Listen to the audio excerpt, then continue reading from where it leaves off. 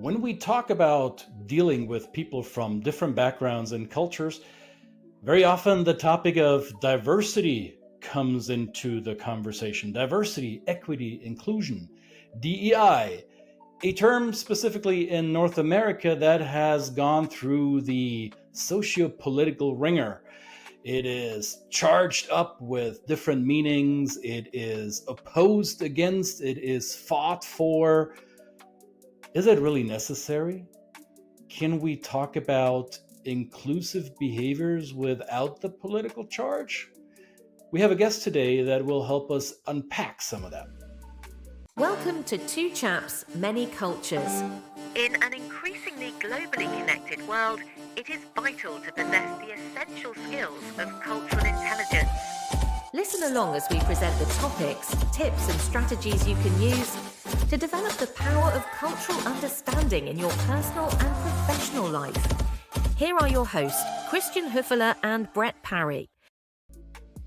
Welcome back to Two Chaps, Many Cultures. That is the name of this show. I'm Brett, he's Christian, and we have names. And as we always learnt, when we put a name to something, should it always stick? Well, obviously, if you're born with a name and you're given a name, that's what people get to know you as. What about larger topics, larger things that we are interacting with on a day-to-day basis? Do we actually name them with some intentionality? And what happens if people identify that name with something that may be negative or something that causes problems in a societal sense? So we're going to talk about that today. Before we do, and we introduce our wonderful guest, as Christian says, we're going to ask you to hit the subscribe button, ring that bell on YouTube if you want to be notified of all of the new episodes that come out every week here. And also don't forget our podcast now, which is live across all kinds of platforms: Apple, Spotify, Amazon Music, now on iHeartRadio, by the way. We're on the radio. Imagine that, which is good for us because we've got good faces for radio. Let's get into the topic for today. We're going to talk about what's in a name. What is in a description? What is a name of a concept or a practice, especially in terms of the professional sense?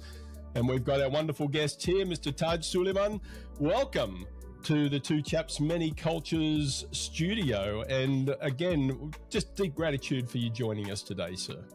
Thank you for having me, and I appreciate it. It's nice to be added now. There I don't know if you should call it three chaps just for today. But I appreciate I've always appreciate your authentic conversations of how you guys have in previously. So I'm honored that I'm invited. So Most certainly. Wassalamu alaikum, Taj. Thanks for being here.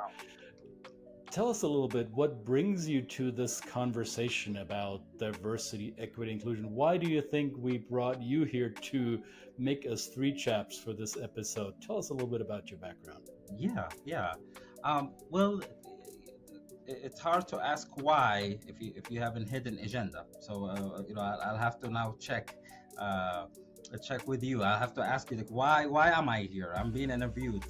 You ask me why you're here. But what I've actually, through my very brief peeks on your interaction, I really appreciated it. Like I said, it's authentic, it's simple, it's also in a way where anyone can relate to this conversation. The wondering, the curiosity that I've always grown up. I've always been raised by just asking the questions. So I appreciate those questions that are not attached to any agendas, if you will. So that's something I wanted to put out there too. Also, as we have seen, and you are already part of what we have in common, the three of us, the intercultural field, and also somewhat the DEI/the international experiences. We're seeing more and more nationally in the United States the conversations, even prior to the buzzword around DEI. As you may know, in our intercultural settings, the conversations has always been, is it either or? Is it a combination of social justice theoretical framework or intercultural theoretical framework? If we are addressing a challenge, a social challenge or social issues, which tool do we use, and which one is more leaning towards? And part will address the power dynamic, while you're putting labels on maybe individuals, situations, systems. It's now becoming more and more hard to use a term that it's going to have multiple doors, basically, to define it. If I wanted to define race, or if I wanted to define racism, or if I wanted to define disparities, these are all charged with lots of emotions, lots of notions that often can set you in an interesting, I would say, tone, even when you're trying to whether educate or facilitate or address. It's becoming, everything has basically several labels that often can either hinder or can sound like, oh, finally I heard that word, I need to run. Or some was like, well, I'm having my hands up, I don't know if I wanted to engage with this anymore, because it has the divisive, or oh, here we go again. Or so what are the ways? I guess we're trying to find ways, what is next, basically? Is this are we comfortable with utilizing terms? Are we comfortable with driving towards positive change in where we are, without being mindful of the audiences, or without being mindful of the regional, the cultural, around regions where we are in this country?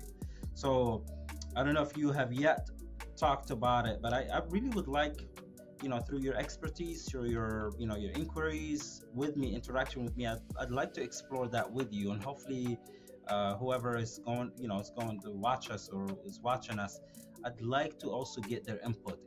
It's worth having this conversation. What brings you to this field of DEI? Your job title currently is you're the DEI officer for the city of Springfield, Missouri, correct? Correct. Director, yes. Director. So you're not a native of Springfield, Missouri, though, are you? No, I'm not a native. I wasn't born. If that's what you mean, I was not born, and I was born and raised in Lebanon, the country, and I have to make it clear because there is about an hour away from here a small city called Lebanon. Lebanon, same spelling, and from both Sudanese father and a Saudi Arabian mother, who both had also their kind of share of the international experiences, and I am a former refugee as well, and I always like to put those identities and those because that's what shapes a lot of as you may know, as your experts and scholar practitioners, if you will,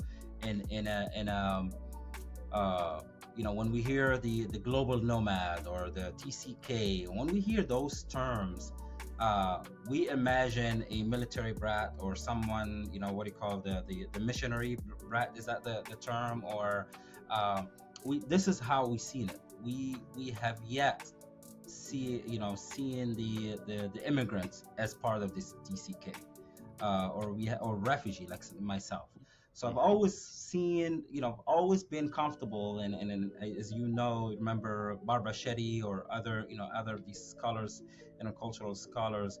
I've learned how to find not just comfort, but also I strive being in a margin. That's personally. So not marginalized. And this is, again, you go to social justice theoretical framework, marginalized mean you're not supposed to be here. And I kind of reclaim that narrative. It's like, no, I'm supposed to be watching a movie with you. I'm watching you in a movie, and I enjoy it. Sometimes I step in, and sometimes I, get to. So identity has played a big role in recognizing the level of investment sometimes we have towards a topic in the community. And as a DEI director,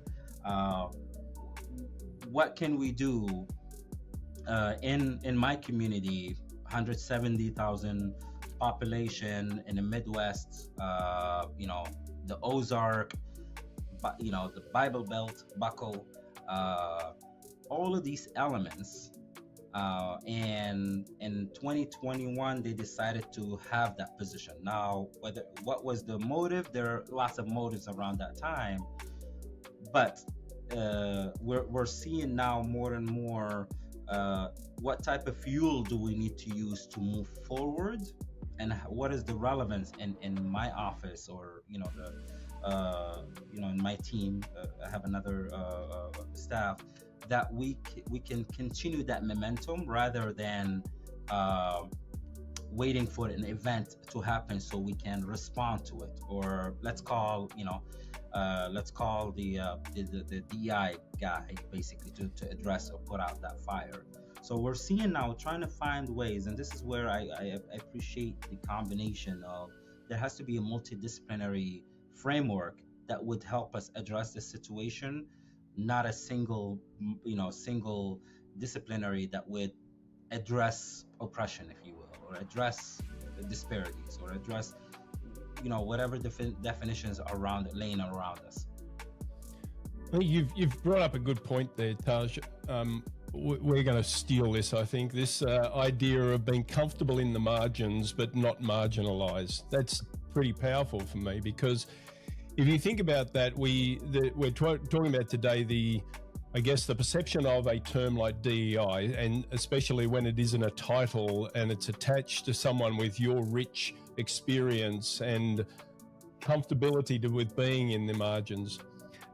Obviously, where the people that we see that are maybe pushing back on this are people that are most comfortable in, not in the margins, right? They're comfortable, and this is what's a threat to them. The people that do this work are threats to them because and you mentioned the power structures too, right?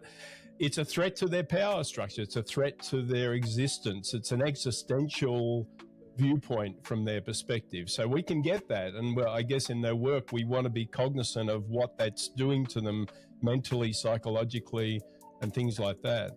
But then to me, this tie, like you said, the tie is because we work with people that are coming here with comfort and security.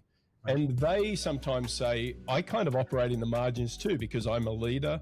I'm comfortable doing that. I've led people from different backgrounds. And no matter what identity they are, they have to break into kind of being part of the group. And it's a tough thing. So I would argue everybody, yes, there are people that come from different backgrounds. Your story is of survival and tenacity and all of that is inspiring.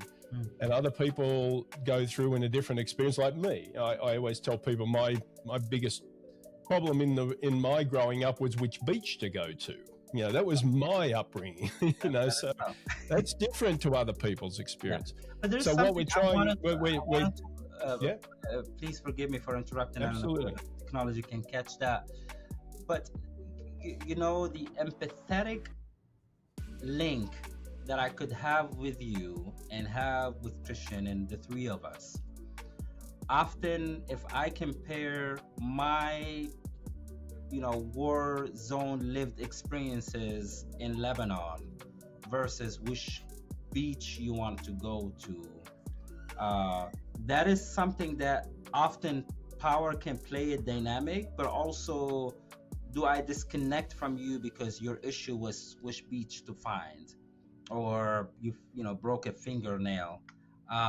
So I guess this is a question, not we're trying to figure out how to do it, but how do we address power dynamic while we're also recognizing the necessity of empathy and relating on any level? You've heard back in the day and during COVID where people was like, well, we're all in the same boat. It's like, yeah. And then people was like, well, some are in coach and some are, down in the boiler, whatever they call it, the engine and the gunnels. right. So I do recognize that some have yet to see the value of the power dynamic. Also, those who see the power dynamic can isolate themselves, in an opportunity that I wonder if it's worth exploring. If I wanted to talk about, and I will be more direct, because I come from an indirect culture. It's like, what's your point, Taj? Both of you are looking at me. It's like, yeah, get to the point. The concept of privilege, and specifically when we're talking about white privilege, I've always heard it. I've studied it. But is privilege, for instance, and this is hopefully not controversy, but is it considered to be a curse? Is it considered to be a leverage? Is it considered to be a blessing? Is it considered, what can we do? Like someone like me working in a predominantly white community, a white male community, but then fluctuate in socioeconomic, and then you're talking about DEI for someone who is from a town called here Blue Eye. I always like to use that example because I interact with some of the folks there. Basically, like, what are you trying to tell me about privilege? To them, privilege is probably the financial power. But to maybe someone like me is maybe systemic power. So how are we using, what type of translators and transmitters are we using to talk about how can we have in a community where we cherish those diversity? And I'm not talking about just sing kumbaya songs, but what are the ways that we can leverage off of what I have of power or of privilege or advantage towards a community overall, and that's something hopefully it's addressed among the three of us. So here's a thought, and just listening to what you've been sharing up until now, I get the feeling that perhaps the way we've approached this conversation, specifically in the United States and North America and parts of Western Europe as well, it is very often an agenda or agenda-driven conversation that is trying to upset the status quo in order to be more inclusive or to bring about more equity for everyone in society. And in doing so, we sometimes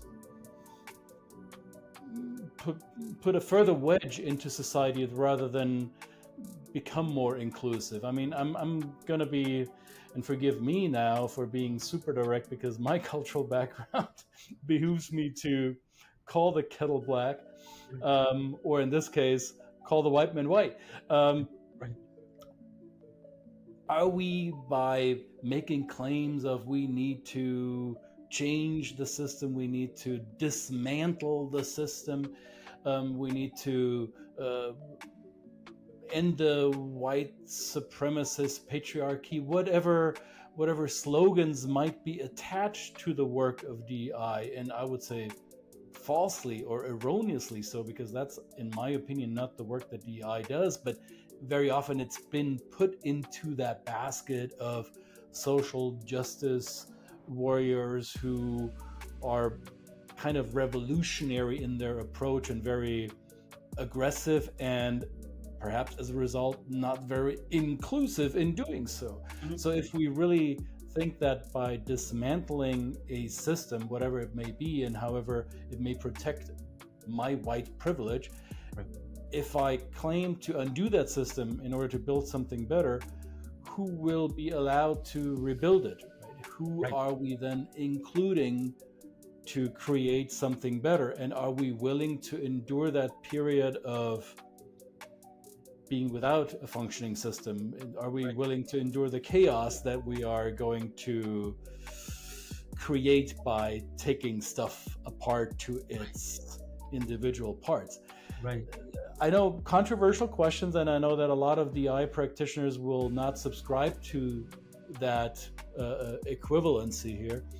But we've seen that a lot, especially in North America, and especially as you described earlier, in a reactionary sense. You are in Missouri. Your office probably was maybe in part motivated to be put in place after the George Floyd incident and the St. Louis incidents of racial injustice and protests against racial injustice. Right. So how do we go about this in a constructive way? Or as you said, how do we go about it using whatever privilege some groups have to bring about more equity and inclusion? I know a big question, how do we create world peace? But maybe we can solve that question here. Right. And it's already happening. I think this is kind of the human nature in as social beings. Even though, I when people, I lived in Portland, Oregon. Of course, I lived in Utah and also in Iowa. And my friends in Portland or the Northwest is like, what are you doing in there? Are you safe? And vice versa. Folks here is like, oh, you live there. I can only imagine how you live among folks there. So the otherness plays a big role. The also how we introduce the conversation, it's I think it's the key, because it's hard to troubleshoot when we are not setting the tone, the I want to use the term ground rules, or a way folks can see the relevance and the importance and the buy-in in the work that we're doing. So you're talking about dismantling the system. I think it's also becoming a fantasy to dismantle something or to break something or to use force into against the force. So I don't want to be always the idea, the practical person, but if you want to see what that would look like, I think it would cost more to rebuild than to recognize the system and work towards I want to use the word fixing it. In this case, whether policies or whether practices or whether education among the staff, or whether eventually diversifying the workforce, or whether having those seeds, because I think it involves more than quantitative and qualitative data, because you're dealing with people. So that's something that I've always been mindful in my training sessions, if you will, around I inject emotional intelligence. While before talking about diversity and the concept of diversity, also the concept of culture. What is culture? And I remember one gentleman from Public Works said, well, I feel ashamed. I don't have a culture. I'm from this town out in the woods, and I don't think I do have a culture. I said, I beg to differ, sir. So the concept then, if you see it nationally, international kind of a definition around culture, sombrero hats, whatever that is, you're only limiting the key in the not what do you call the unseen. I've always been fascinating, and it's so probably are you by the definition of culture. What is culture? What is the culture of an organization? What is the culture of the community? What are the multiple bubbles within that bubble? And when you actually have that realization, will you feel inconvenient if we have an inclusive culture? Will you feel that something is going to be taken away? Then you're not understanding the concept of culture. So it is good for you. And so yes, there is a promotion of inclusion, but each of the participants, Brett and Christian, they feel they're part of the solution rather than you have these identities and you would never know what's like to to feel safe if you're driving, or or for me to assume that I don't know what's like to be confused about which jacket to wear or which socks to wear.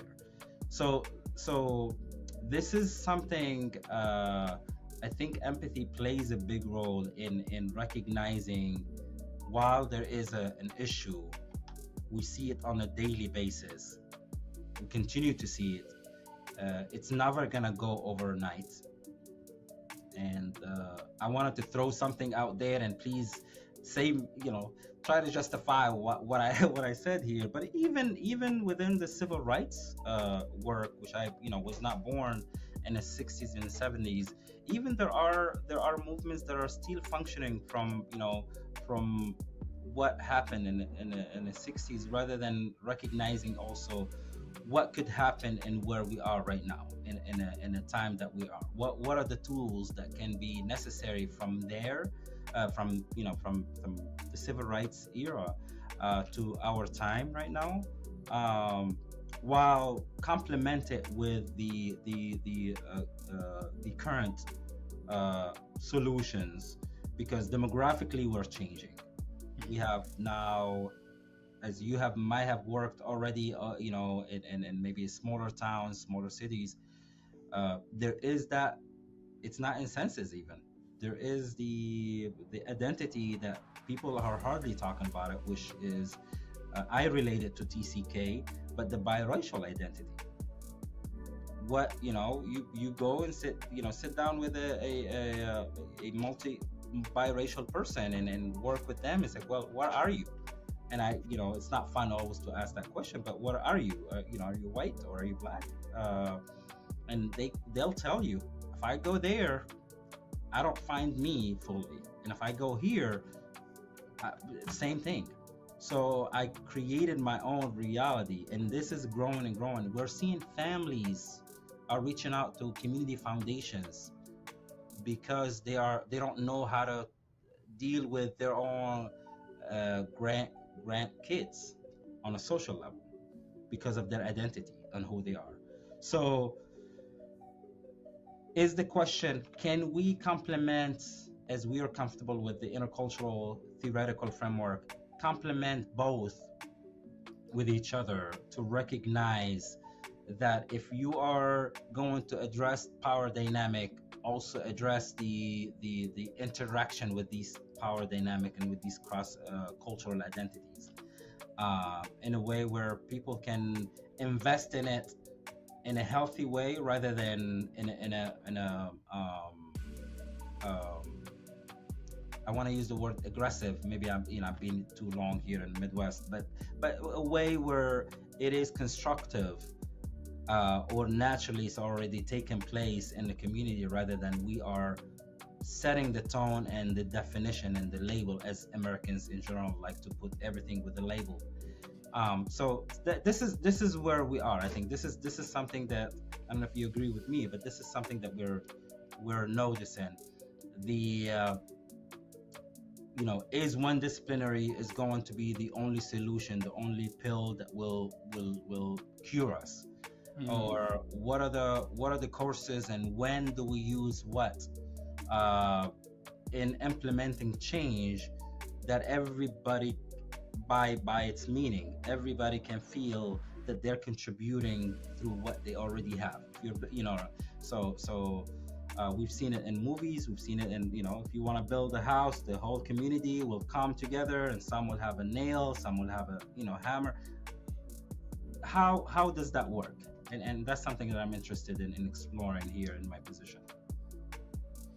I was thinking, can we not equate interculturality with intersectionality?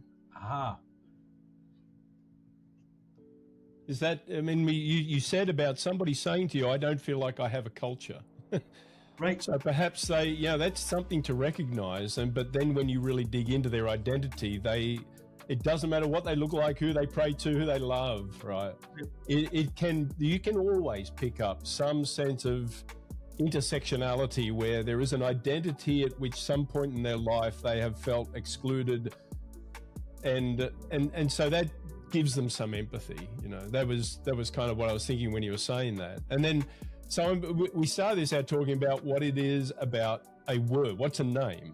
So is it now, rather than push back against the pushback of against DEI, right? Rather than see it as a negative, maybe embrace it and say, actually, you're right. This is how I kind of disarm people when they say that DEI is woke and it's all. Why not say to them, you're right, because what we've done, we've put a fence around something and made it quite exclusive. Right. And so now, can we both come up with a term that we're all comfortable with that recognizes the humanity and the identities and intersectionality and interculturality of everybody? Yeah. Christian, you were gonna say something. I'm noticing. Yeah, I'm observing this because I come to this conversation from way out left field, right? I grew up in a fairly monocultural, predominantly white society where, yes, I also enjoyed some level of privilege, however, not at the expense of a lot of other people, because the society in which I grew up was not as diverse as the society in which I live today.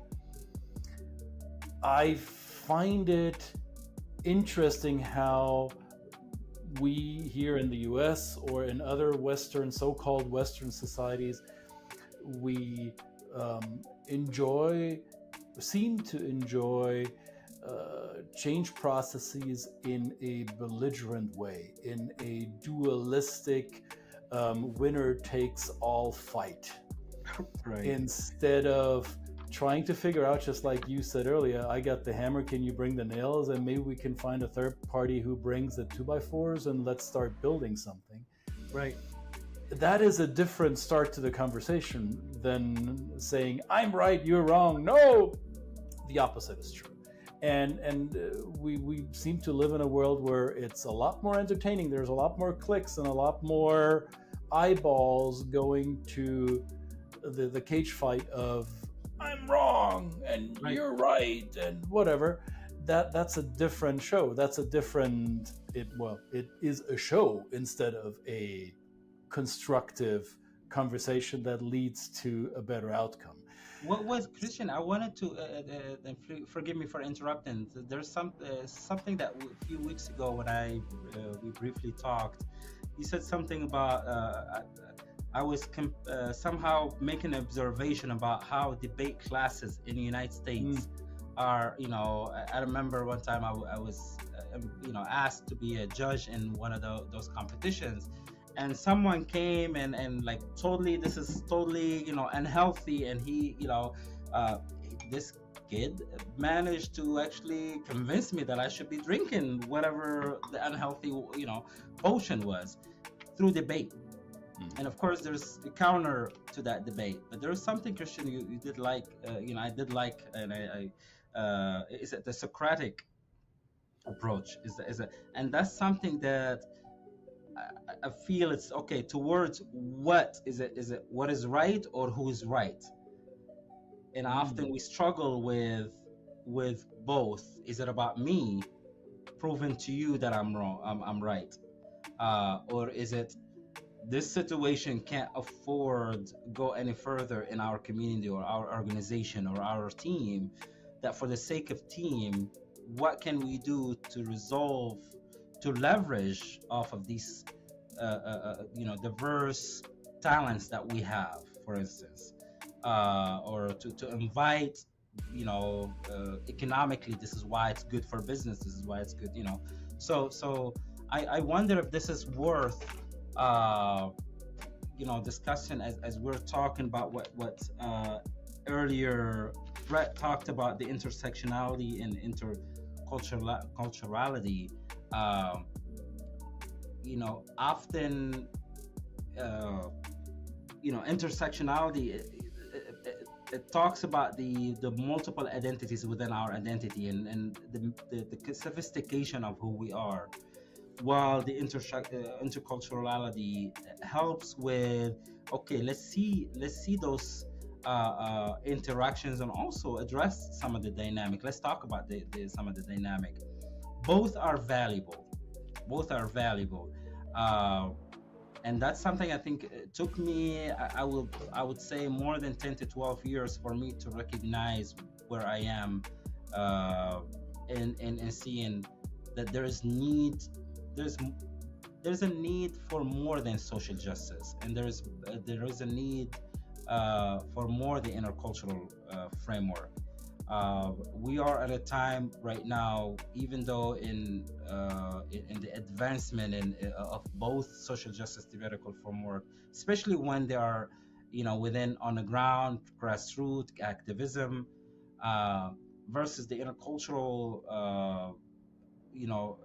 communication framework. I see it sometimes isolated or self-isolate, because you realize you use sophisticated terms, and it becomes becomes an elite often, in both, that it's hard to marry them together. And we've seen some scholars, as like for instance Catherine Sorrell or others, that they talk about, Dr. Catherine Sorrell and others, and Dr. Amr Ahmed, and others, they're seeing it. They've addressed the intercultural practice model. They start seeing, but I still felt, even when we as interculturalists, we were laughing earlier about the concept, but the interculturalists, the foundational interculturalists, they while we're addressing inclusion through these lenses, I find myself being excluded for being part of a mindset within the intercultural theoretical framework or social justice theoretical framework. I could be wrong. I don't know. I might be, maybe my intercultural membership is going to be taken away, and the social justice is not going to. No. Hey, it's happened to me before. You're born with it. Nobody can take it away from you. But is it something? And we've seen it in conferences, in meetings, and we interacted that often. I have to create a lane, and I think maybe it's an American or maybe European thing. I have a lane, I have a box. I have to conceptualize it, capture it, but it's not a cookie cutter. There's more into when talking. If it's a theory, if I have a model that works well on paper, will I be able to, can I be open enough and humble enough to see the value of some of it in my work, instead of saying, well, copy and paste? Nope, it needs to, you need to finish session 1 and session 2 and session 3. If the whole session, the one session can meet it all, then, by relationship, by leveraging the value, the community value, the what do you value as a community, as a team member, as a department member, and let's leverage off of that for us to actually say, well, you may call it DEI, but I call it, I don't know, cheese and crackers. I don't know what it is. Well, what will you call it? You told me earlier that, or you told us both earlier before we hit the record button, that your department will go through, have a new definition or a new name at least. I don't know if it will change the definition of your work, but the title on your business card will change. So what will it be from future on? Yeah, so we're planning. A couple of weeks ago, we presented before the city council on the transition of the name, and now we're going through some legality and some policy work here, from the DEI, or diversity, equity, inclusion, to actually Office of Belonging and Intercultural Development. This probably would be the only office that I've heard of, I've seen.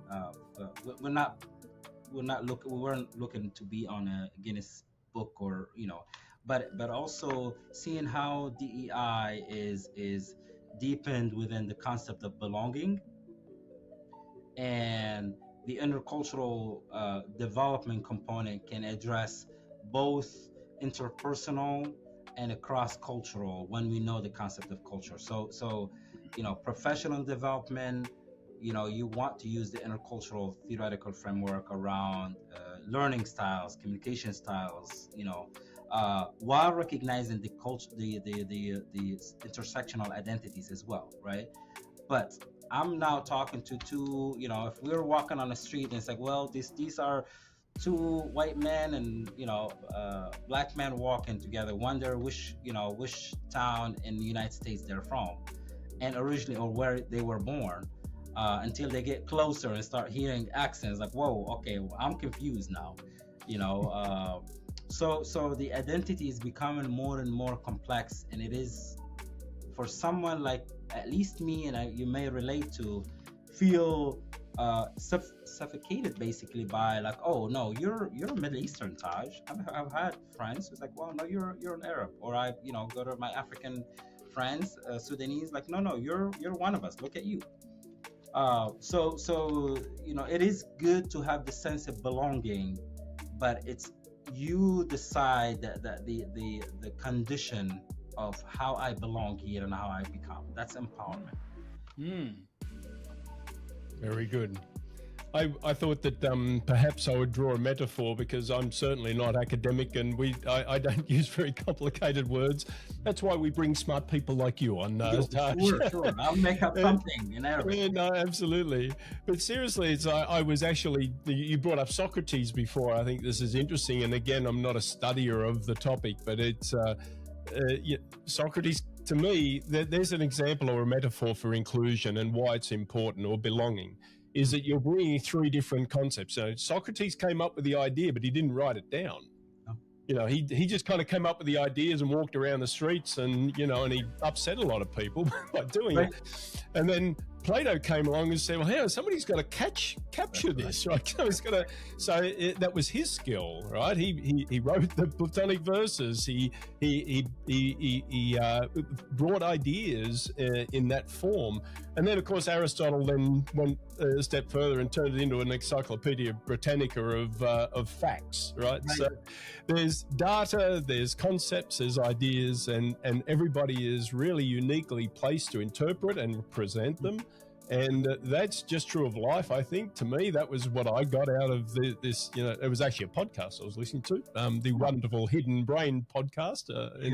I was wondering where he pulled that out from. Right? I know. I should have not said it, because I would have sounded a lot smarter than I am. But but it is really, it was profound for me, is that in such a really complicated, thoughtful kind of space and academic exploration of self and all of that kind of thing, that Socrates, you can actually draw some very basic distinct or connections to today's world, and how we might want to kind of just get people around us that think differently, record differently, communicate differently, because other than that, we're just an amoeba, we're just kind of one big blob, and it doesn't make for very interesting conversations. Yeah, and yet on that topic, I mean, let's stick with that historic metaphor. Most of us probably know what happened to Mr. Socrates.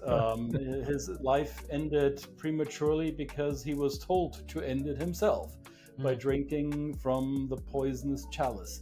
So the messenger got killed, so to say. So are we at this crossroads in the DEI world, that those who bring the message are about to be sidelined because we are finding it's too difficult to accept that our societal structure is flawed? Or do we recognize that no matter what period of history we lived in, those societies who were exclusive, who did not create a sense of belonging within their communities, did not succeed? It was the societies that made people from different corners come to a crossroads and feel like they belonged and built something bigger.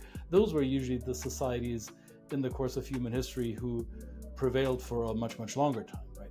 Now Christian, something I want to insert, if that's and again, forgive me for I get excited, hearing some of the points you shared.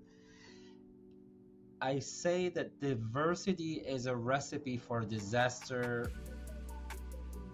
as much as it is a recipe for success. When you are not recognizing diversity and the concept of diversity and leveraging, whether business organization, private organization or a team, if you want them all to say, well, I don't care about who you are and what you're bringing in, just do your darn job and leave.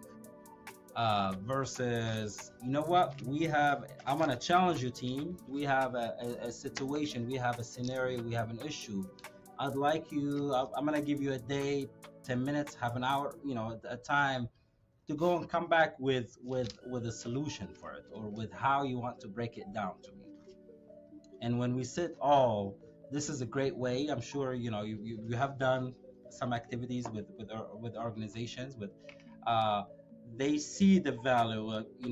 I am able to be more circular, or maybe this is how I fix a situation or a scenario.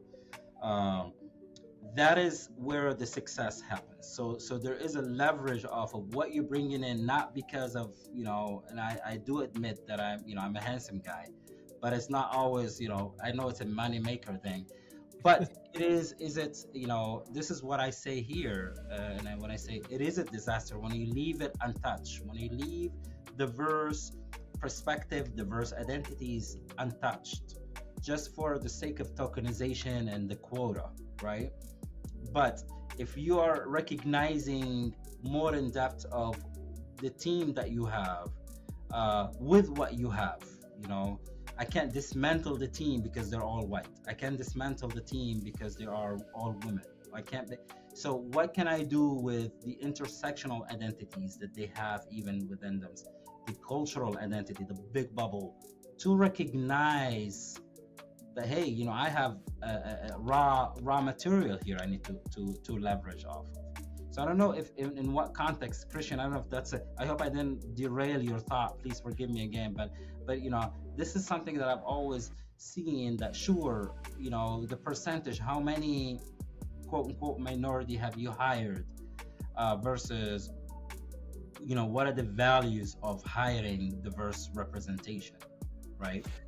You didn't derail anything. I think you drew it to the smart conclusion that, and forgive me if I'm not hearing you correctly, but what I hear you say is, let's get away from this simple thinking of this was wrong and we can do better by undoing with which was wrong and completely start from scratch. You're saying let's find the beauty within the existing system, find the resources that are in it already and have been untouched or untapped as of yet, and find ways to improve it from within rather than tearing it down and hoping to rebuild it better, which chances are it might not be better than it was before. Am I hearing that correctly? Right. And it is it's easy to, if you're talking practically on the ground, what that would look like. We pilot projects. I like that concept. I don't know if it I might change my mind in the future, but it's been going for the last 5 to 7 years in my career specifically. I like the idea of piloting. I like the idea of, if I see a team, an organization, a department, a team, division that they're working, I like to sit back again watching the movie, to say, you're working on this project. I wonder if this is the tools that you have intellectually, professionally. If you have it, go and do it, and let's watch it, and let's see the other team. They're working on something similar, and come back and say, okay, does this plant work well in your department? And if it does it work in the whole organization? And maybe this is our own identity. Maybe this is our own culture.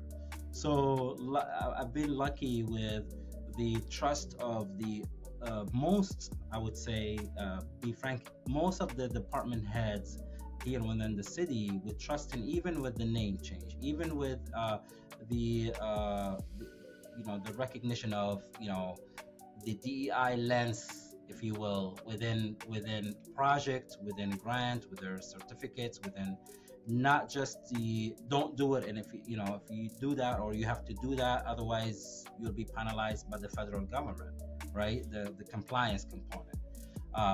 There's no need to use the stick if you're interacting with folks. Say, well, you strive. You strive for success. You strive for, these are the challenges that you have. DEI lens can help, or OBIT now can help with recognizing, the what do you call it? The thought process. Recognize the, you can't just problem solution.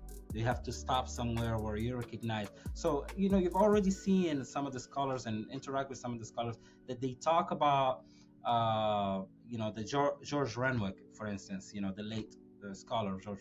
I mean, if you sit down, he is definitely, he looks, he's white. But if you sit down and speak with him, and probably if you learn, you heard them speak Mandarin, he's like, whoa, okay, this is, and he's breaking down the organizational structure in such a creative way that, when you're seeing intercultural theoretical framework, or even social justice, they're being put in the work not for the check off.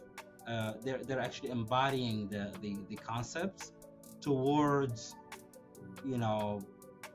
I can go home right now and I don't have to struggle or feel stuck or burn out at work.